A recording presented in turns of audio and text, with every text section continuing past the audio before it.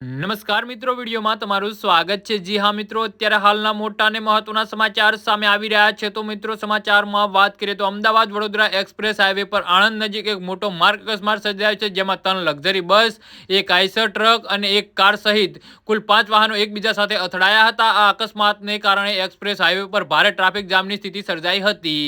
જી હા મિત્રો, અત્યારે હાલના મોટા અને મહત્વના સમાચાર સામે આવી રહ્યા છે। તો મિત્રો, સમાચારમાં વધુ વિગતવાર વાત કરીએ તો આ 3 લક્ઝરી બસો રાજકોટથી કોલ્હાપુર જઈ રહી હતી। એક્સપ્રેસ વેના સર્વિસ રોડ પર ઊભી હતી। આ દરમિયાન પાછળથી આવી રહેલા એક આઈસર ટ્રક અને એક કાર આ ઊભેલી લક્ઝરી બસોની પાછળથી ટક્કર મારી હતી। આઈસર ટ્રક અને કારની જોરદાર ટક્કરના કારણે આ ભયાનક અકસ્માત સર્જાયો હતો।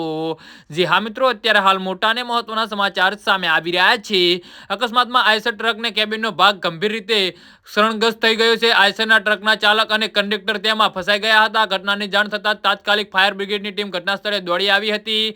ફાયર બ્રિગેડના જવાનોએ તુરંત જ બચાવ કામગીરી હાથ ધરી હતી અને ફસાયેલા ઘાયલ ડ્રાઈવર અને કંડક્ટરને ભારે જહેમત બાદ બહાર કાઢ્યા હતા। અકસ્માતમાં ગંભીરપણે ઘવાયેલા આઈસર ચાલક અને કંડક્ટરને તાત્કાલિક સારવાર માટે હોસ્પિટલ ખસેડવામાં આવ્યા છે। જી હા મિત્રો, તો આના વિશે તમારું શું કહેવું છે તો નીચે મારી કમેન્ટ બોક્સમાં જરૂરથી જણાવજો અને મારી યુટ્યુબ ચેનલને સબસ્ક્રાઇબ કરવાની ભૂલતા નહીં। ધન્યવાદ।